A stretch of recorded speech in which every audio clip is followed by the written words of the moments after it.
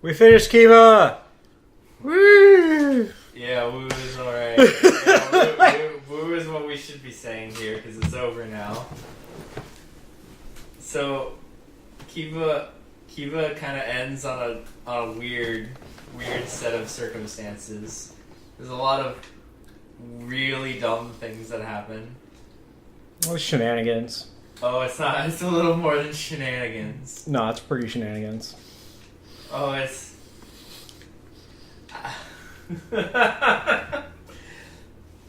So, basically, where did last time leave off?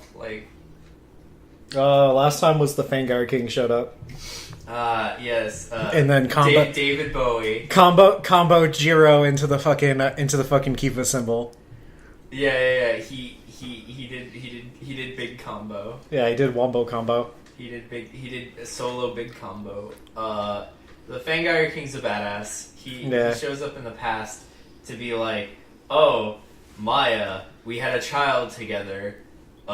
This child shall be my heir, and all this good stuff. And she's just like, yeah, Maya, stop fucking around with that guy. Yeah, stop fucking around with that guy. And Maya's just like, no, I kind of like him. She goes, what the fuck do you care? And then he goes, I don't care. And then he, in a fit of rage, throws his sword into a wall. I don't care, and bends sword into a wall. Yeah, it looks like not caring. He shouldn't have fucking done that. if he had that sword when fucking in that final fight, he would have been aces. There wouldn't have been dead long before that, because the only reason he had anything is because of the sword. The sword eventually becomes Wataru's new power-up inside of his power-up. Yeah. It's his episode 30 power-up. Yeah, it's even more power-up than his last power-up powered him up. Yeah. It's a sword that can cut anything, except when it doesn't. It's that. I just thought that they had said that it just gives you a massive power boost if you're worthy. No, it was like, oh, you can cut whatever the fuck you want because it's magic bullshit power sword. It's big sword. And it's so powerful that it possesses Wataru. So they use the excuse that the Monster Mash guys have to fuse together to make this weird golden bat thing. To make this lock that goes on the sword to suppress its power while Wataru is using it. Yeah. And, So something really funny about like the episode where he gets the sword is that Jiro shows up out of nowhere, says, Wataru, he's like, kid, I need you to come do this thing for me. Because they accidentally break open the wall and find the sword in the wall. No, they don't accidentally do it. I thought it just literally just exploded open for no reason. No, I thought they were fucking around and like Frankenstein Man hit the wall and it fell apart or something. I don't remember. I really wasn't watching. Yeah, I don't remember either. Either way, the wall falls apart and it busts open. So he brings Wataru and he's just like, we need you to pull out this sword because it might give you more power. And then, because Wataru is, like, going through some stuff, he can't. And then he gets over his stuff. No, it's not just that. It was, like... It happens in the same episode, that's all I know. It happened in the same episode, but it was a really, really dumb set of like, circumstances. It was, like, Wataru's doing something. Jiro shows... He was chasing after Mio. He was chasing after Mio. Oh, yeah, this is when he's finally, like... I need power to protect Mio. I like her, and then I'm not going to let Taiga stand in my way. And then he pulls the sword out, and then... Yeah, but it was like he's chasing after Mio. Then Jiro shows up and says, we need you to pull the sword out of the wall. And he can't because he's not worthy enough. Then he goes back and talks to Mio. Then he gets his ass whooped. Then he goes and pulls the sword out of the wall. And the sword is stuck in the wall of Castle Duran. So they have to break all momentum to steal Wataru away from wherever he is, to bring him into the castle, to have him pull the sword out of the wall. And what fucking, like, bugs me is Wataru is just going with all of this. He's not like, who are you guys? What's going on? Oh, yeah, okay, whatever. He waits to ask that question till the very end of the show. Yeah, I don't even think he asks that question. No, he asks, but he doesn't get a good answer. Yeah, he just like sees Jiro and it's just like, yeah, sure, whatever, bro. But anyway, you knew my dad? 10 episodes after he's met the guy. Yeah, he gets the sword. Then we get everybody revealing who they are to each other. Yeah, Mio and Taiga learn that Washer is Kiva, and likewise Washer learns that Taiga is Kamen Rider. What was it called again? I don't know. I'll Google it while you're talking. Not Sagark. And Mio is Fangire Queen Chan. So they all decide. So to a lot of the credit to the show, they don't immediately be like, you're my sworn enemy, gotta murder the fuck out of all of you. They're like, no, we could all be a big happy family. We could all kind of like not hate each other a little bit, and then like, Mia immediately goes to like, hey, you should murder Taiga for me. Oh, no. There's a little bit more, but like, what is it? First Taiga brings Wataru to where their mom is, living in a cave, homeless. His name in that form is Kamen Rider Saga. Saga. Yeah. I see. Too bad it in that form doesn't matter, even though it's kind of super cool and it's got a really cool finisher. But what is it? So he brings Wataru over. It's like, this is our mother. Mother? Ours? And it's like, yes, Wataru, we are brothers. After, because Taiga had found out. Oh my god! What? I found out that in a stage show, they made another Ixa system, and so they made Ixa Nigo. Ixa Nigo. Ixa. It's me. It's Megumi. Yeah. Oh my god. That's sad because like there definitely should be more than one Ixa system at this point. After 20 years. After 20 years, there should be more than one Ixa. Maybe they're just waiting. What if they're playing the long game. No. They're waiting super hard long to see if fucking Nago blows up one day, just suddenly out of the blue. He's walking down the street with the Ixa system. The problem with that is Nago didn't have Ixa until like, I don't know, I'd say like a couple of years before the story. At best. At the longest, he's had Ixa for a couple of years. That's still like 18 years or whatever. But I'm gonna say 18 years minimum between we first made Ixa to current day we have Ixa. For them to make more. But no. God, only the one. Only one. He spends way too long not having it. I'm just talking about the start of the show when he's just like fucking like putzing around and then he doesn't have it. Then he makes it look like he has it, but then he doesn't actually have it. And then Kengo steals it from him. Kengo doesn't steal it. The fucking organization was like, nope. Whatever. It's super whatever. Kengo was really cool when he had it. He was pretty cool when he had it. And then Nago is just like, I'm gonna be your coach, and he decides to be wacky. For some reason, Nago turns from like the present day like worst character ever to the one of the present day best characters. I say that, but I don't like Wacky Nago, because Wacky Nago was super dumb and made no sense. Wacky Nago was the best. Wacky Nago was super I dumb. would literally take a huge cast of wacky characters, as long as they're paired with at least one serious person. The problem with that is like with Wacky Nago, it's like, cause he wasn't wacky before. He was super serious and broody, and now he's wacky, and it's just like, this is dumb. As much as I didn't like the change, I do love wacky Ryu Commander though. Yeah. I mean, that's fine. But Ryu Commander was always wacky. But Nago was super serious, and then he goes into wacky mode where he doesn't have any common sense anymore. Like he can't think. Like he doesn't think. Nah, he just thinks too hard. There's no real. He doesn't really have any lapses in judgment when he's being wacky. What are you talking about? He's like sitting in the back shouting on a megaphone instead of like actively. That's not a lapse of judgment. That's super dumb. He should be trying to help in the combat and whatever. Not like, now throw a punch. Now throw a kick. All right, duck. That's whatever. I think it's super dumb. It is super dumb.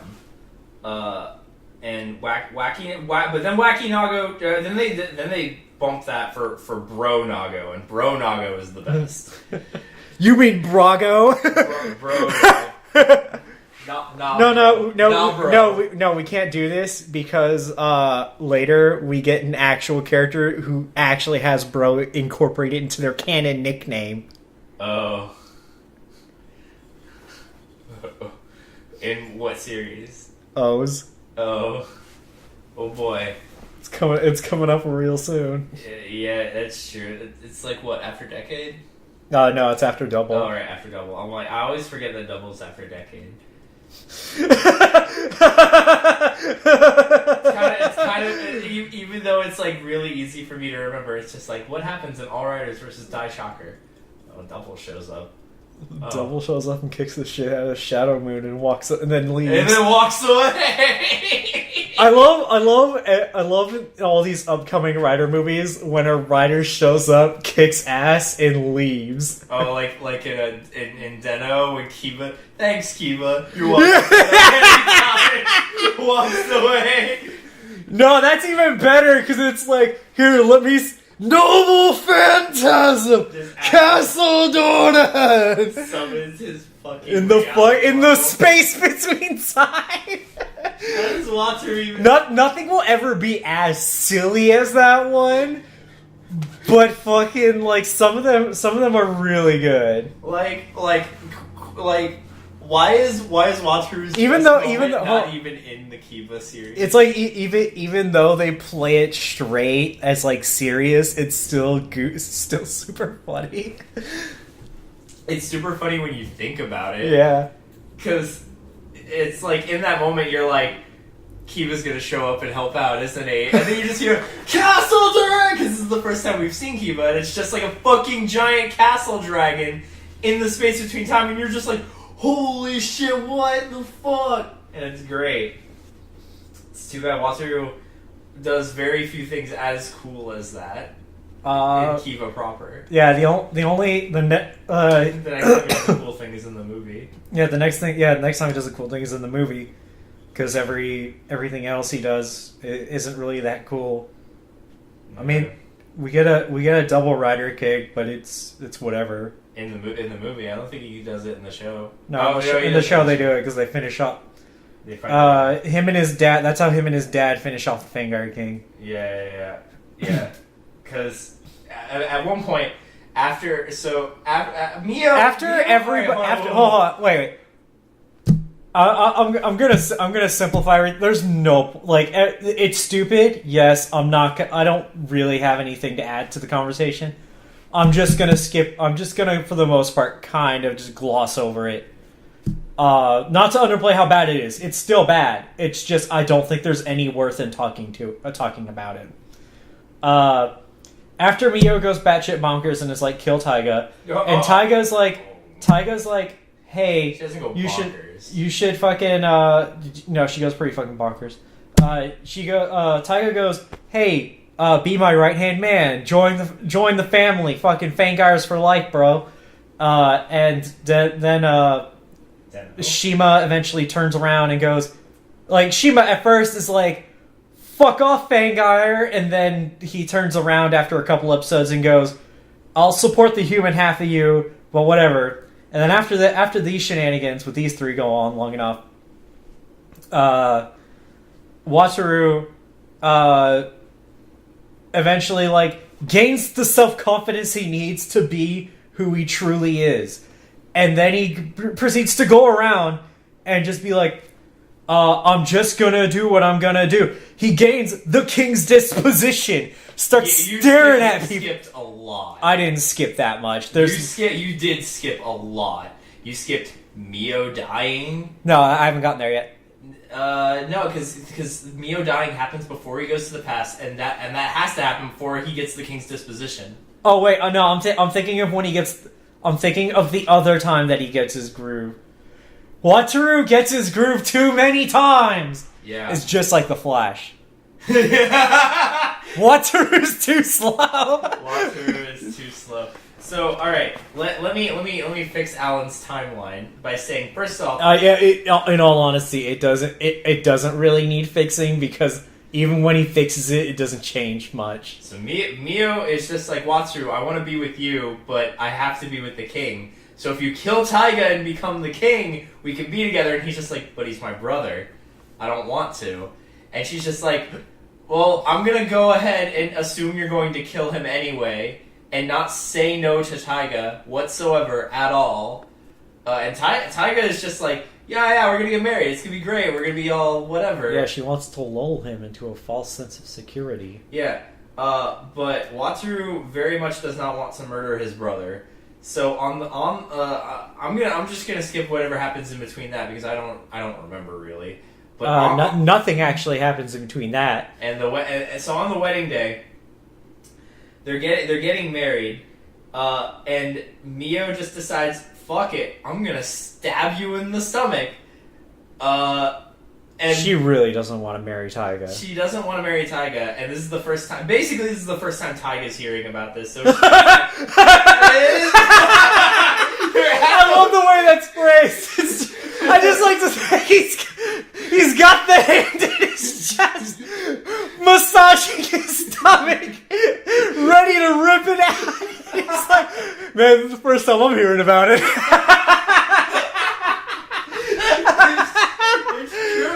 It's true. I know, it's true. It's just the way it's worded.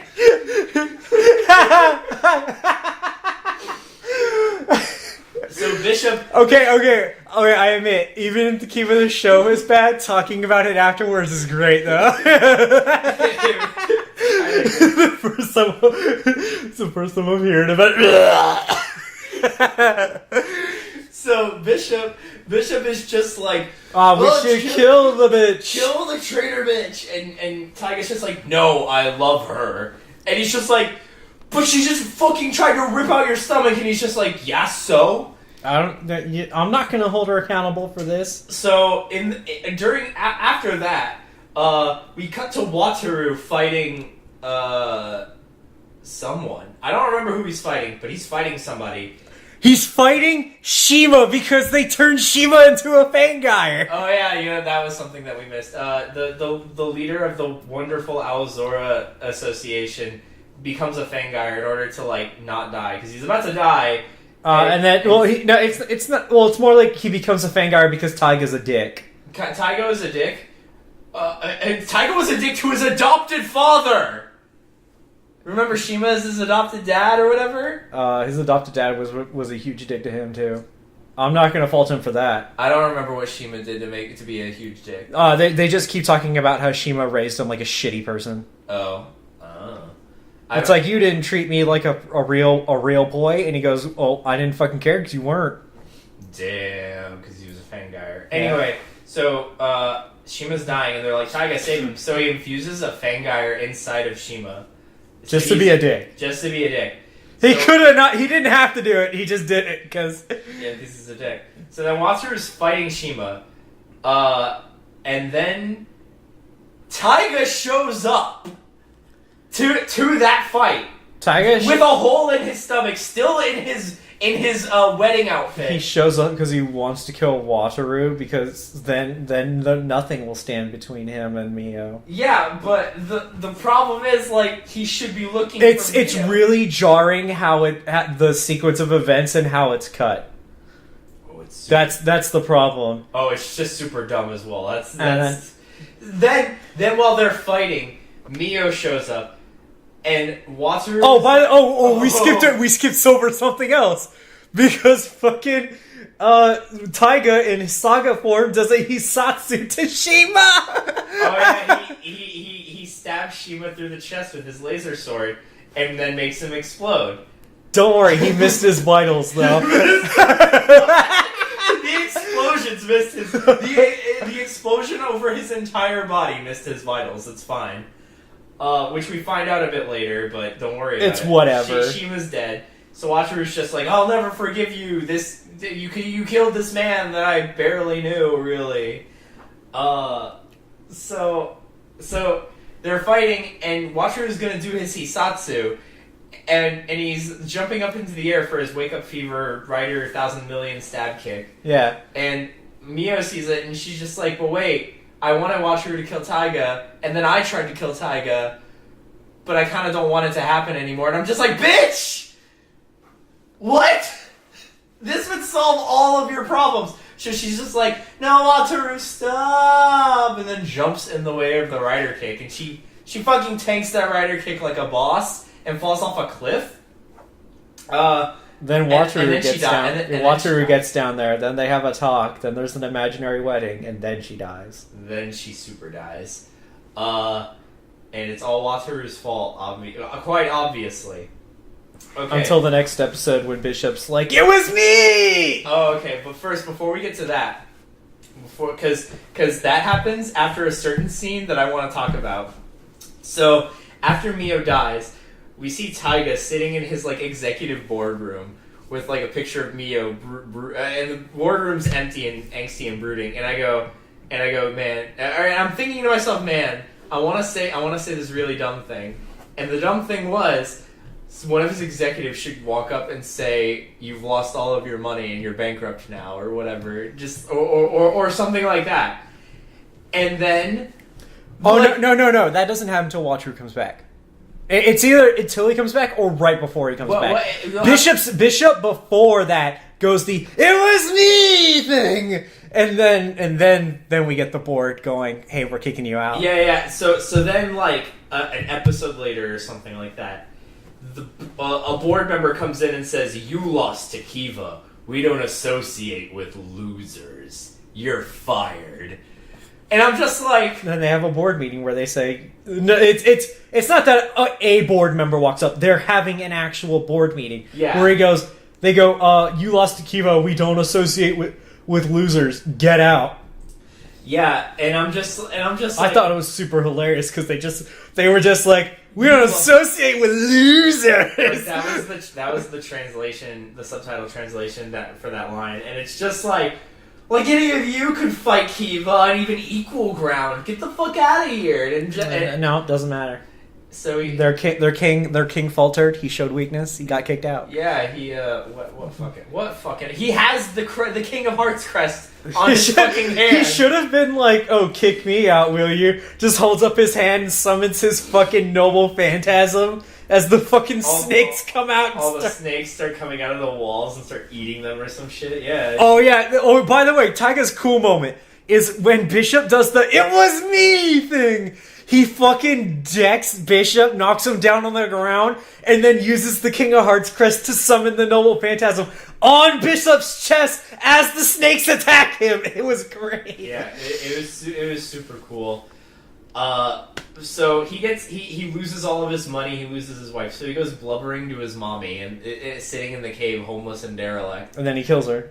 And he goes, my fiance died. My brother hates me. He stole my kingship. Because this is when Wataru comes back and he's just like, I'm gonna be the Fangire King. Stole my joke. It's like we're watching this. Scott's like, oh man, he's doing this, and then I'm the one doing the fucking like, my company kicked me out. My brother stole my kingship. Well, he hadn't stolen the kingship yet. He's just. I thought he did because you were like, oh, the him getting kicked out was like after Wataru came back. No. It was Whatever. It doesn't matter. Long story short, like Taiga gets the super dicking like in this last couple of episodes, and he goes to his mom. And he pulls out his saber, his saga saber. Fucking stabs her. And he goes, ah! And he stabs her. And And he's just like, oh no, what did I do? And he runs away. And Wataru, in the meantime, I'm cutting off your chronological explanation. Didn't actually kill her. He kind of just. If the show is gonna be dumb to me, I'm not gonna fall into its same rhythm. No, Taiga didn't actually kill her. He kind of just held the sword to her side. She faked dying, which is equal. Getting stabbed, and I go, fuck you. And then Dark Kiva's like, hey, what? Or no, Kiva the second is like, hey, the third. No, it's the second. It's the second because it's his dad. Right. He goes, "Hey, what's up, man?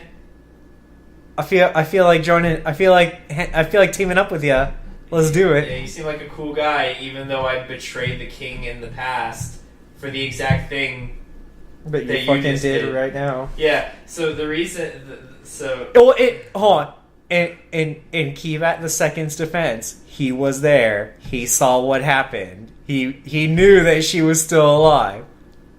Whatever. I mean, that's fair. That's fair in retrospect. Yeah. But it's when it presented to us, it looks dumb as shit. It's super. Yeah. As presented, it looked really dumb, and then in retrospect, it kind of made up for it in exchange for like making that scene super dumb. Yeah. Because like, if you see the scene, you see like the mom lurch forward as Taiga moves his hand with the sword forward. But we only see them from, like, chest level up.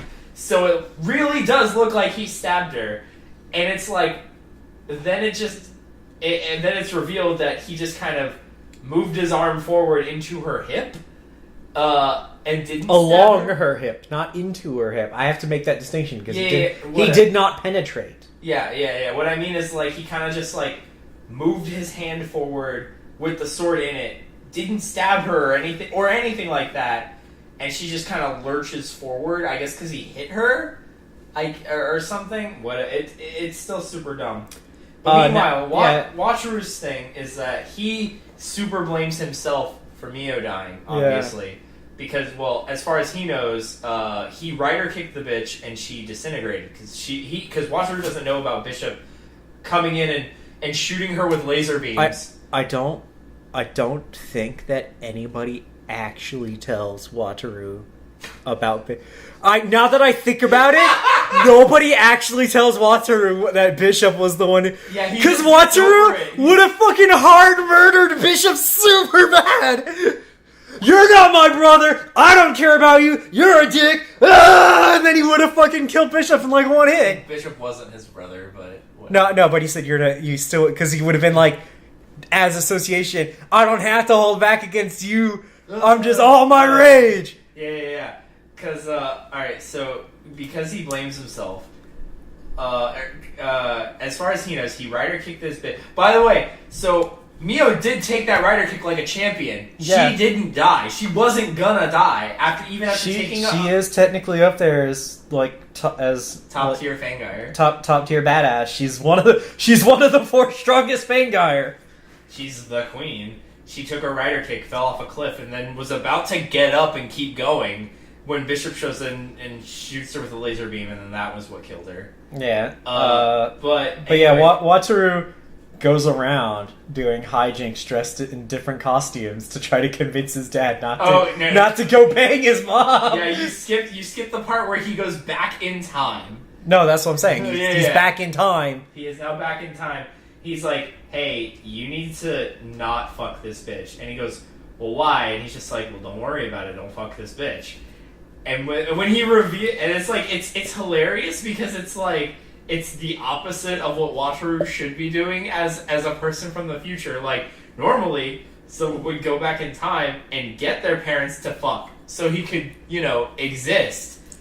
I don't think me personally, I don't think I would expend the effort to do that because that's like me. That's like I really don't want to say anything that would involve. Like, I don't want to say anything. That's the problem. Wait, Alan. I don't want to look at my dad and say, "Go in there and fucking get her." Or something. Oh man, it would creep me out as I say it. But Alan. I'll fucking erase myself from existence before I say No, it. Alan, it's fine, because remember, no matter what you do, you exist. So no matter what you do, you've succeeded in making yourself exist. Oh, man. See, the problem I'm concerned about is that I just get over it and then I say it. And I was like, no, I don't want that to happen. So what's really funny is because I think in terms of stable time loops, that if you go back in time, no matter what you do, things are going to happen as intended, as they happen. You can't change shit, because you've already gone back in time to try and change shit, because that's how time works, in my opinion. Whatever. So Wataru goes back in time, and the thing it has to be a stable time loop, because otherwise we'd have to get fucking Deno involved. It's true. And we do know that Kiva and Deno... The reason why Kiva can go on the space between time is because of a fucking time door. Doesn't actually need to do the dumb thing of, like, following the train. You know what? You're right. I'll accept that explanation. Gotta keep an eye on that fucking kid in his little fucking bat belt. He has a fucking time door, and we gotta close any time loops he opens up. Yeah, it's like, so at one oh man, where was I? Okay, so the Fangire King says, "Hey Maya, if you don't stop fucking this human, I'll fucking murder our kid." And so Maya's just like, "Well, Otoya, I can't be with you anymore." And Otoya goes, "But why?" Because at this point, him and Yuri have broken up. Like, it's official. They're done and over with. And he goes, "But why?" And she says, "They've kidnapped my son from my previous relationship." And well, obviously I have to go save him. And then, but no, why? And he's then, not even and your then, kid. And then, but he's any kid of yours is a kid of mine. Yeah. I don't even think he says anything. No, he says that. He says any child of yours is a child of mine. Oh damn! Latoya, good job. Yeah, fucking. So then Wataru goes, "Oh wait, you're talking about my big brother Taiga?" And I go, "There you go." They're not listening to him. They're just not listening to him. Yeah. Like at this point, they know that Wataru is their child from the future because he proves it by walking on his toes. For Otoya, it's less that and more that he knows about the bloody rose, because Otoya's ready. Technique. The family ability to walk on your fucking toes. Well, it's not just walking on your toes. It's like impossible walking on your toes. It was like dumb wire work. Yeah, and then the best part is while Otoya's doing it and he's laughing super confident, then Wataru starts doing it and then he just starts laughing too, and then he's like, no, you can't possibly be my son. And then Wataru's just like, "Oh, this is the bloody rose." How would you know that? I haven't told anybody. It's fucking gorgeous and all that stuff. And then they share a father-son bath with Otoya going on. Oh, yes! It's been so long. But Dad, we have... Wataru is literally, but Dad, we haven't actually baked together. It's whatever, son! It's like... Otoya is, like, super into having a kid. You know... He's super into meeting his son from the future. No, it's because he didn't have to actually do any of the child rearing. And Wataru just spawned into his existence as his son, 22 years old or whatever. I need to train my son in the art of picking up women. Puts them in a dress. That's not until the movie. That's whatever. That's not until the movie. But, so... Oh, man, you know we did skip over the bat scene with Jiro. All the fucking guys are contracted to fucking kill Otoya in exchange that they get to live. But then they're all too bro with Otoya and they don't do it, and then they all get turned into fucking weapons. That's how they end up with their weapon forms. The Fangire King is just like, eat a dick! Yeah. But anyway, because I think in stable time loops, once I realized that, it's like, once you know that Wataru knows about his brother, which, because he's not born yet, he shouldn't know about his brother if his brother died, if the Fangire King kills him. They know that his brother, Taiga will live. So it's like, oh, if Wataru's born, Taiga will live. So it's all 1-0, and no one thinks about that. You're under the assumption that they would, if Taiga died, that they would never tell Wataru about his brother. Wouldn't. I mean, Taiga didn't die, and they didn't tell him about his brother. Why would they tell him if he did die? I don't fucking know. The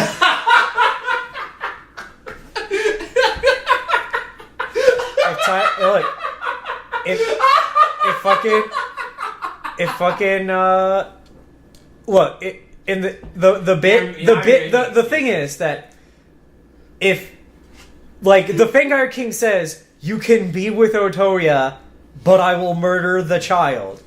In the future, like, they're not gonna have a fucking, they would, in the future in which Taiga's dead, Otoya gets to live. And so does the mom. Even if the mom goes like, oh, I can't be around the child because the Fangire bullshit, like, Otoya would still be there. Like, man, he could have at any point been like, man, you had a brother. It was really, really upsetting that he fucking died. I doubt it. I super doubt it. I don't think they would have hit. I don't think they would have hit the fact that his brother existed. I don't know. They hid the fact that he was a Fangire from him. They hid the fact that was his mom that did all that. His dad was way dead. We're talking right now. We're in the timeline where just his mom was alive. Otoya fucking hit it and fucking died. That's what happened. He pulled a Goku. Oh man. He pulled a Goku off. But yeah, so anyway, Otoya was just like, oh, don't worry, I'll just go save your kid. Because he's my kid too. So he goes and him and Wataru start fighting the Fangire King, but they get their asses whooped. But Kivat the second, Wataru's Kivat's dad. Dark Kivat. That's actual. Kivat. That's his actual name is Dark Kivat. Dark Kivat shows up and he's just like, hey, I can turn you into Dark Kiva, but you'll die. And Otoya is just like, deal, give me that power. No, wait. It's not even that. He tells him, and then the fight scene happens. And then it's like, after Otoya de-henshins as Ixa, and the king is ready to kill him as Dark Kiva, he goes, hey, you stupid bat, I accept your deal. And then Dark Kiva flies off the king, and goes, yes, so let's team up. And then the king's like, what? Yeah, because the king was in Dark Kiva form. And then he loses it. It's so good. And Otoya becomes Dark Kiva for like 5 minutes. Yeah, and then he kicks him and they fuck off. Yeah, and then he fucks off and Otoya almost dies. And Maya's just like, no, Otoya, you can't do this again, otherwise you'll die. And he's just like, bet. He does it like 4 more times. He does. It's that, if you do it again, you'll die 4 more times later. Man, I got another 2 years left in me, yeah!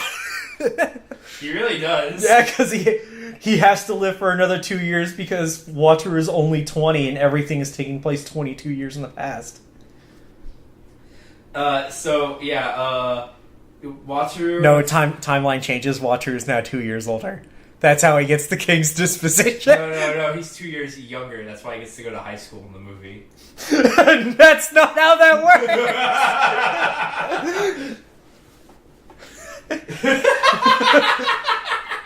But anyway, they kick the ass of the fucking Fangire King. Wataru has to go back to the fucking present. Yeah, I don't feel so good. And his dad gives him like one final hurrah, and then Wataru goes back to the present, and he's like, "Yeah!" Like final time he has his groove back. He has his full-on groove. Yeah. And now he's just like, don't worry, guys, I got this. I'm gonna become the Fangire King. Come and fight me, bitches. Bishop starts becoming a zombie. He starts becoming Zombishop, and he starts. Yeah, using that name. Yeah.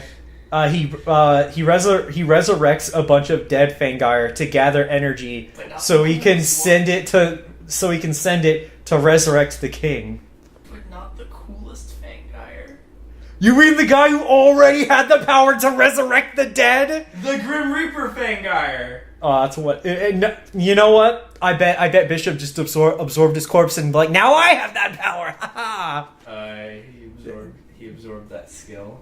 But anyway, so then there's just tons of Fangire or dead Fangire zombie clones running around. And Wataru, Nago are doing cleanup.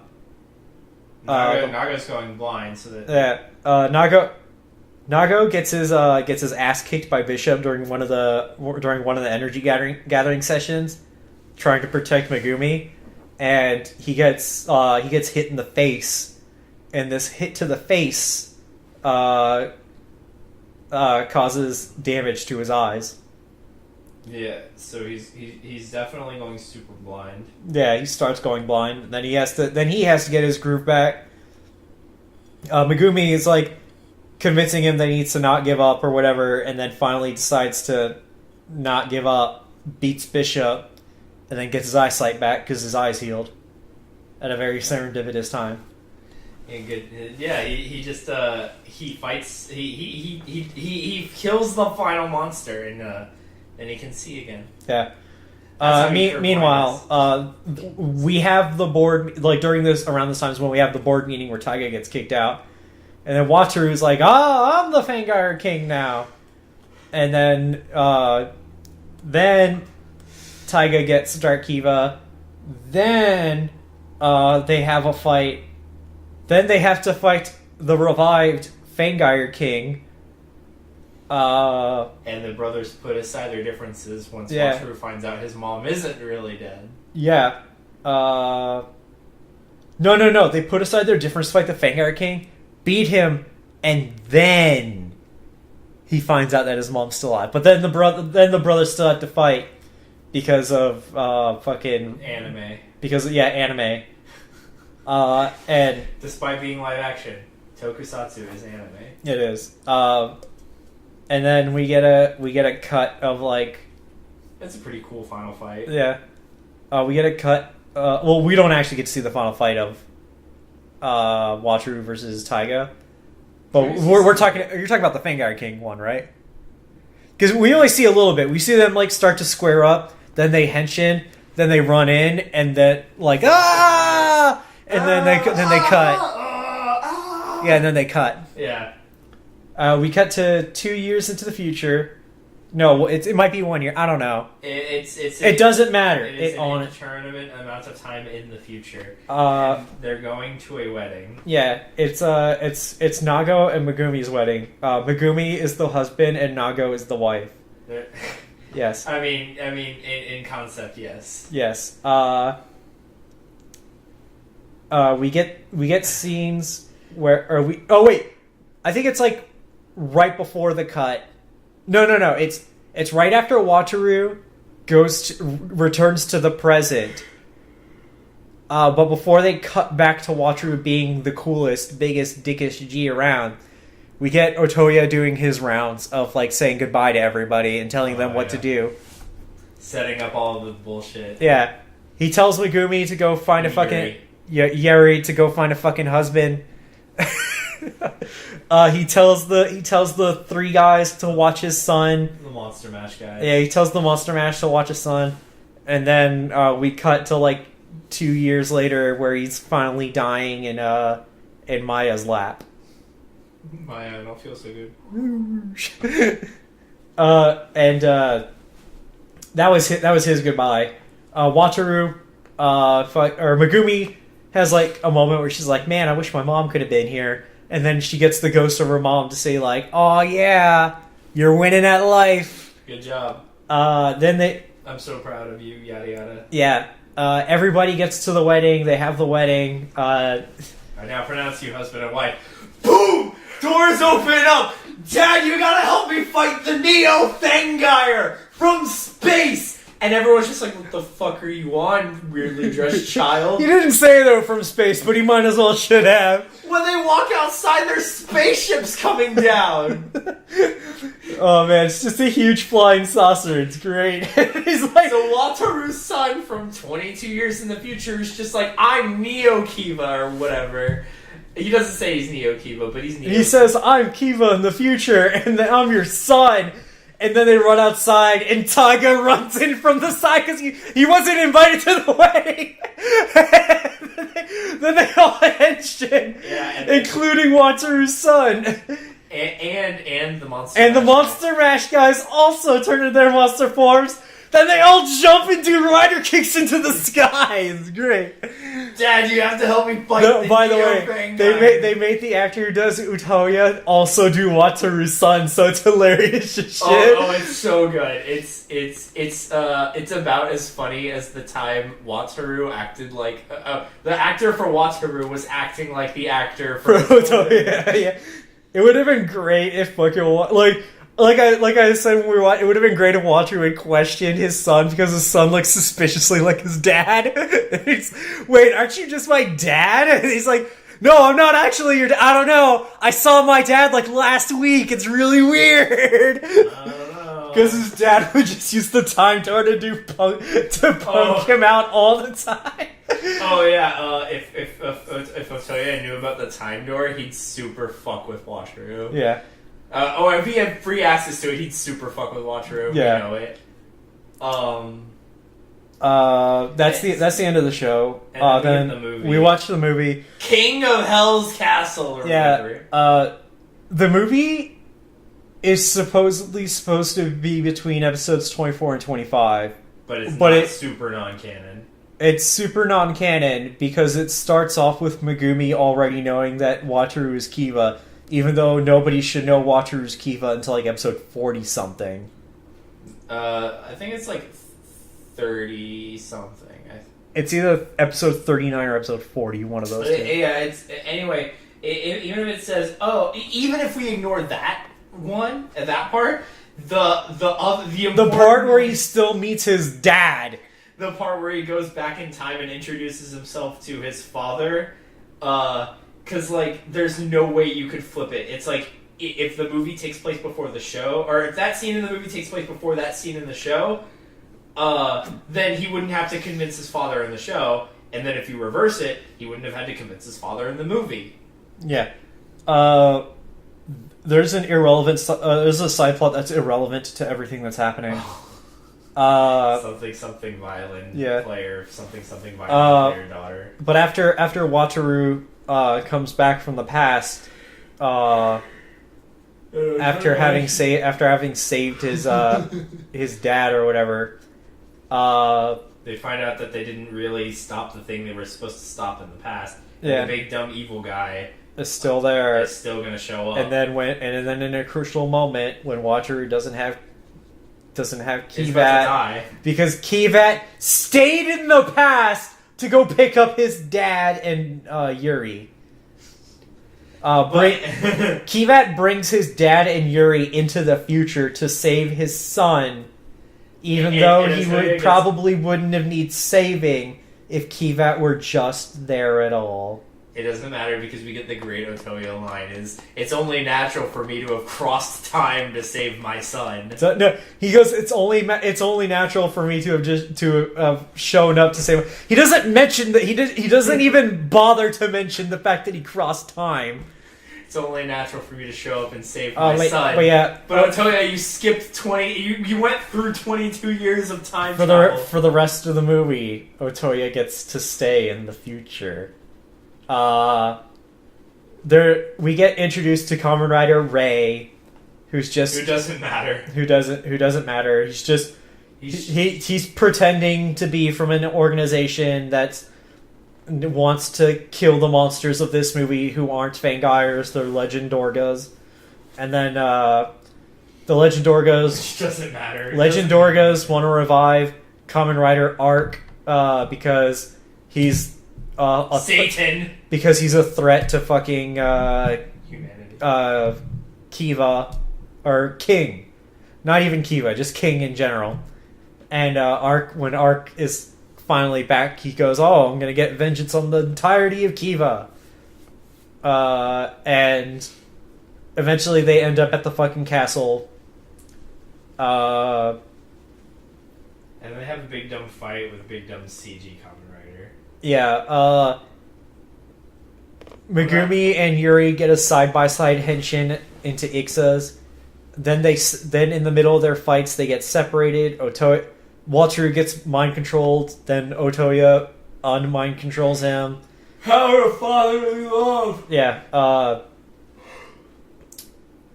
fucking mid-fight, Megumi gets attacked by Rei.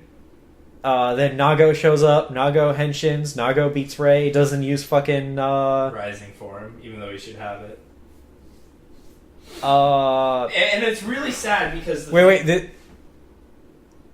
if it's supposed to happen after episode 24, this may actually be before he gets Rising. It doesn't fucking matter.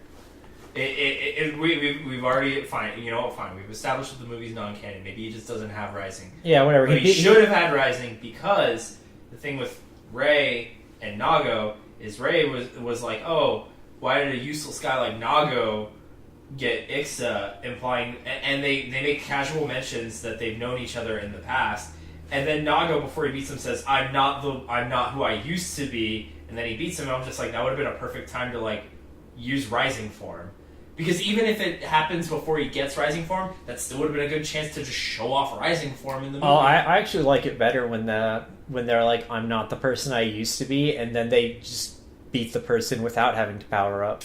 I like that. I think it would have been better with the power up. That's whatever. Rei I mean, he still beat him. It doesn't matter. Yeah, it doesn't matter, and Rei didn't have any impact on the movie whatsoever. Yeah. He literally meant nothing to the movie. Fucking Wataru fights Arc. Otoya does the cleanup of the last Legendorga around. Then Otoya and Wataru get a fucking running side-by-side moment. And they actually got the actor for Otoya in the fucking Ixa suit without the helmet. Yeah, that's pretty cool. And when they both go to do like Rider punches. Rider kick and Rider punch. Oh yeah, Rider punches, yeah.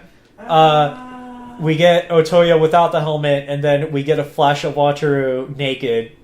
Yeah, like with Kiva when he's doing the when he does a Rider punch, his dick hangs out. He has to admit his big dick energy. My balls was hot. Then Wataru continues to fight Arc through the city, and then in dragon form, yeah. Arc becomes the literal Satan. Yeah, and then after this fight goes on long enough, fucking when you think that Wataru is on the ropes, Castle Doran shows up, and fucking it literally shoots missiles and crashes through a building to save him. And then Wataru, in his dragon bat Fangire form, fuses with Castle Doran to become a giant golden Kiva to Rider kick Satan into the moon, which turns out to not be the moon. It's an illusion of it's a reality marble. It's fucking. And it creates the giant Kiva symbol. On the, yeah, on the moon. And it was pretty cool. Oh man, it would have been hilarious if the giant Kiva symbol stayed in the moon, and then there's shots in the TV show of the Kiva symbol in the moon. Speaking of the moon, remember it's like Kengo shows up. Wataru, it's been forever, and then Wataru's just like, yeah, and then turns horrified at the moon, turning into a giant evil eye in the sky. And then Kengo just turns. Kengo is still on screen, by the way, when Wataru is doing. So the shot is it's Kengo and Wataru facing each other, and in the background, hanging in the air behind Kengo, is the moon.